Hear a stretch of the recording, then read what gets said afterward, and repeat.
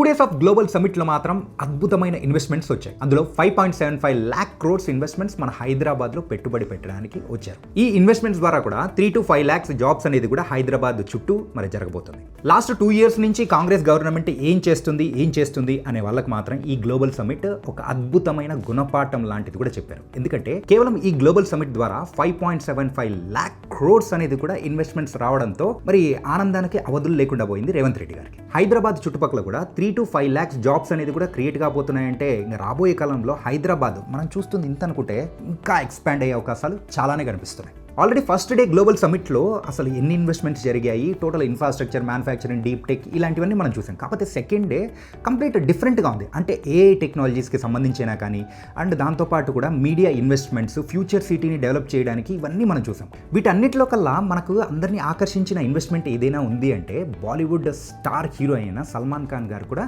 మన హైదరాబాద్లో ఇన్వెస్ట్మెంట్ చేయడానికి ముందుకొచ్చారు. అండ్ రిలయన్స్కి సంబంధించిన వంతరా కంపెనీ కూడా ఇన్వెస్ట్మెంట్ చేయడానికి ముందుకొచ్చారు. అది హైదరాబాద్ బేస్ చేసుకొని ఇండియా అంటే చిటుపటలాడే ట్రంప్ గారికి సంబంధించిన కంపెనీ, మెయిన్గా ట్రంప్ మీడియా ఇన్వెస్టర్స్ వాళ్ళు కూడా ఇక్కడ ఇన్వెస్ట్ చేయడానికి 1000 crores ముందుకొచ్చారు. కాబట్టి రాబోయే కాలంలో మన హైదరాబాద్ ఖచ్చితంగా గ్లోబల్ గేమ్ చేంజర్గా కాబోతుంది. అండ్ ఈ ఇన్వెస్ట్మెంట్స్ మీద అయినా మీ ఒపీనియన్ ఏంటో మాతో షేర్ చేసుకోండి.